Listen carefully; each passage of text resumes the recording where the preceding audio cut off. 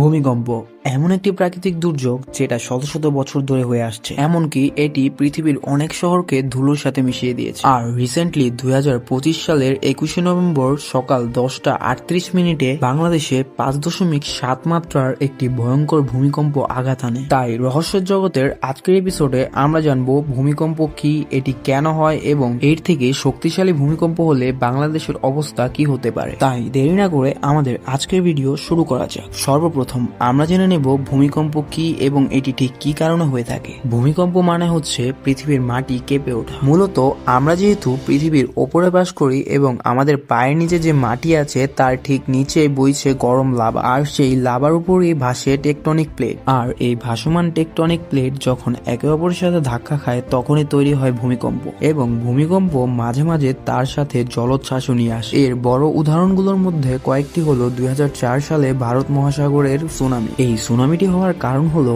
ইন্দোনেশিয়ার সাথে থাকা ভারতীয় টেকটনিক প্লেট হঠাৎ করে উত্তর পশ্চিমে চেপে যায়, যা পরবর্তীতে বার্মিজ প্লেটের সাথে ঘর্ষণ খায়, যার ফলে 9.3 মাত্রার ভূমিকম্প সৃষ্টি হয়। আর এই ভূমিকম্প থেকেই শুরু হয় জলোচ্ছ্বাস। এর পরিণতি 2 লাখেরও বেশি মানুষ মারা যায় এবং সমুদ্রের পাশে থাকা দেশগুলো ভয়াবহ ক্ষতির সম্মুখীন হয়। এছাড়াও 2011 সালে জাপানের ভূমিকম্প ও সুনামি, যার ফলে 20,000 মানুষ মারা যায় এবং ফুকুশিমা পারমাণবিক প্ল্যান্টে দুর্ঘটনা ঘটে। আর এরকম ঘটনা পৃথিবীতে আর অনেক আছে। এগুলো তো হলো বহির্বিশ্বের কথা। এখন আমাদের বাংলাদেশের উপর আসা যাক। বাংলাদেশ আমাদের মাতৃভূমি। এটি ছোট্ট একটি দেশ যেটি ক্রমশই নিজেকে উন্নত করছে। আমাদের দেশের ইতিহাসেও কিছু বড় বড় ভূমিকম্প আছে। এদের মধ্যে সবচেয়ে বড় হচ্ছে 1762 সালের আরকান ভূমিকম্প, যেটি আনুমানিক 8.5 থেকে 8.8 ম্যাগনিটিউডের ছিল। আর এই ভূমিকম্পের ফলে সমুদ্র উপকূলের অনেকগুলো গ্রাম ডুবে যায় এবং কয়েক হাজার মানুষ মারা যায়। এছাড়াও 1897 সালে সিলেট দার্জিলিং ভূমিকম্প, 1918 সালে চট্টগ্রাম আসাম ভূমিকম্প,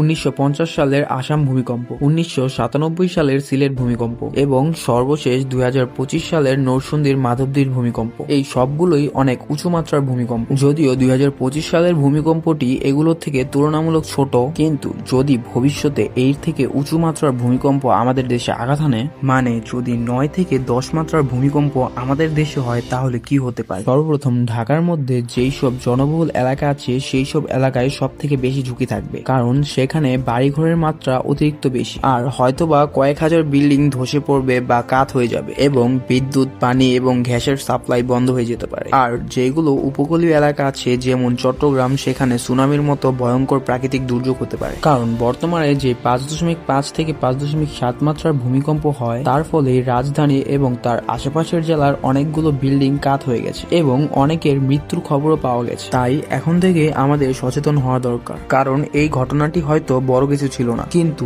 বাংলাদেশের মতো এরিয়াতে বড় ভূমিকম্প হওয়া কোনো অস্বাভাবিক ব্যাপার না। তাই এটি আমাদের জন্য একটি সুযোগ। এখন থেকে আমাদের বাড়ি, কর্মস্থান, এমনকি স্কুল, কলেজগুলো, সব জায়গার নির্মাণ কাজগুলো একটু পরিকল্পনা করে এবং ভেবেচিন্তে নেওয়া উচিত। আর আপনি যদি মনে করেন আপনার বাসস্থান বা অফিস ভূমিকম্পের দৃষ্টিকোণ থেকে যথেষ্ট পরিমাণ সুরক্ষিত নয়, তাহলে নিজের এবং নিজের আপনজনের জীবন বাঁচানোর জন্য হলেও সেটাকে সুরক্ষিত করুন। এবং কখনো যদি ভূমিকম্পের মধ্যে আটকে যান, তাহলে আপনার করণীয়গুলো হলো, আপনি যদি কোনো উঁচু জায়গায় থাকেন তাহলে মাটিতে নামার চেষ্টা করুন, কিন্তু জানালা দিয়ে বের হওয়ার চেষ্টা করবেন না। ভারী কোনো ফ্যান, আলমারি বা বুক সেলফের কাছে থাকবেন না। আশেপাশে কোনো টেবিল থাকলে সেটির নিচে আশ্রয় নিন।